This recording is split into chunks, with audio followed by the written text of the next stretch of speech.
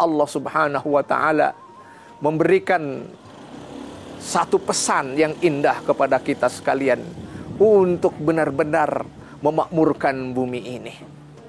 Tatkala Adam alaihissalam oleh Allah diperintahkan, inni ja'ilun fil ardi khalifah, ada keputusan Allah mengangkat Adam sebagai khalifah, pelanjut tata aturan Allah, penegak program kewajiban memakmurkan bumi ini.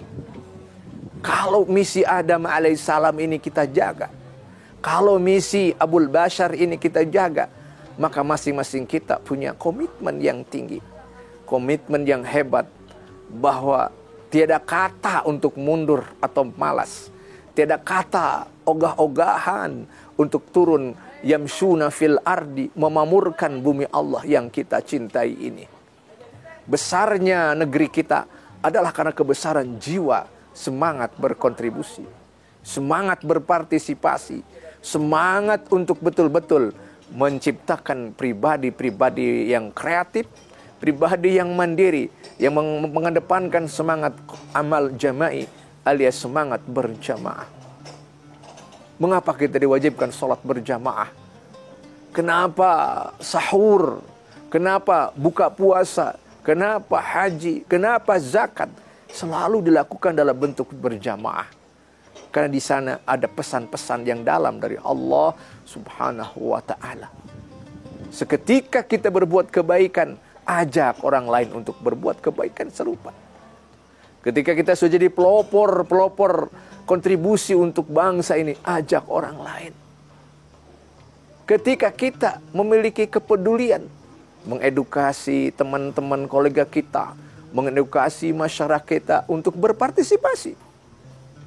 Ini adalah satu panggilan yang indah, panggilan yang bagus, yang dalam maknanya bagi bagaimana terjaganya kemakmuran bumi Allah, kemakmuran negeri yang kita cintai ini. Nabi Yusuf alaihissalam Allah turunkan khusus untuk negeri Mesir sebagai khazin alias apa? Menteri Pembendaharaan Negara. Kita lihat bagaimana Nabi Yusuf alaihissalam sebagai Menteri Perbendaharaan Negara itu mampu dengan saham beliau, kontribusi beliau, partisipasi beliau, ternyata menciptakan kemakmuran Mesir yang sangat-sangat mencolok, yang sangat-sangat menonjol pada saat itu. Kita lihat juga dalam sejarah Umar bin Abdul Aziz, yang disebut dengan, sering dikenal dalam sejarah Islam, beliau disebut Khulafaur Rasyidin kelima. Dalam waktu 2 tahun dan 8 bulan, beliau menjadi pemimpin negara, mampu menuntaskan kemiskinan sampai 0%. Menciptakan kemakmuran, menciptakan kesejahteraan yang sangat-sangat merata di antara elemen-elemen bangsa yang beliau pimpin, yang beliau amanah.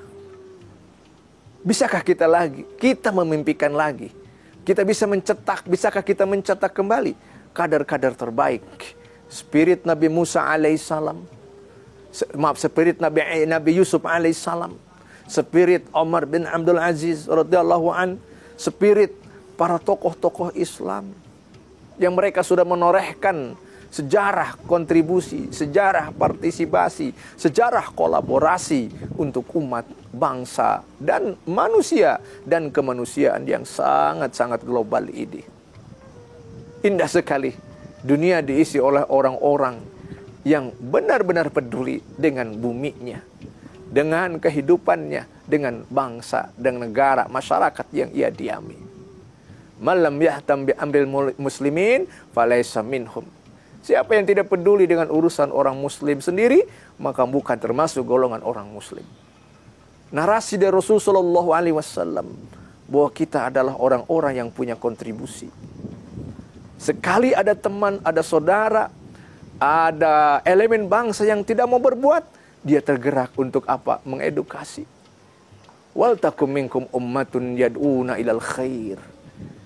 Bukankah sudah kewajiban bahwa masing-masing kita, elemen-elemen ini, menyebarkan nilai-nilai kebaikan, mengedukasi kebaikan bagi siapapun.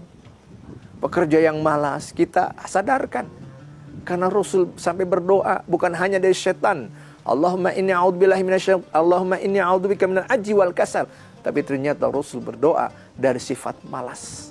Lemah, tidak produktif, alias juga sifat malas. Karakter malas ini adalah lawan dari semangat berkontribusi, berpartisipasi tanpa henti di jalan ilahi ini. Tatkala manusia dengan peradaban yang agung, dengan bingkai-bingkai religiusitas agama, kita benar-benar mendapatkan payung ataupun landasan yang indah, landasan yang kuat. Manusia sejak dulu mencari-cari seluruh pertanyaan-pertanyaan mendasar tentang hidup. Siapa Tuhan? Bagaimana mengenal Tuhan? Bagaimana mempersembahkan ibadah terbaik kepada Tuhan? Dan bagaimana aturan hidup ini? Tatkala Allah turunkan agama atau din, religion, semuanya ternyata dalam rangka menata bagaimana manusia bergerak di muka bumi. Mari, Indonesia yang besar. Kebetulan saya sendiri pernah belajar di negeri Timur Tengah. Orang-orang Timur Tengah, terutama Al-Azhar yang saya pernah belajar di sana. Para syuyukh, ya, masyayikh Al-Azhar, mereka sangat respon. Apalagi gue kaum muslimin, penduduk Mesir di sana sangat respect sekali dengan namanya bangsa Indonesia. Mereka bangga dengan Indonesia yang besar, yang punya sejarah, yang punya partisipasi.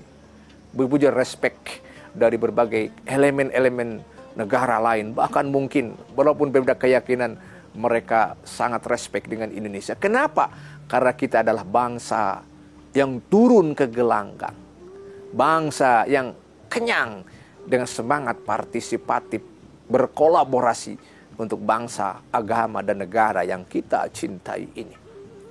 Tinggalkan egoisme di antara kita. Tatap dengan optimisme bangsa yang besar ini. Mari kita berkolaborasi dalam kebaikan. Al-khair alias keutamaan, al-khair kebenaran. Jadikanlah semua adalah panglima kita, bagi kita dalam keseharian.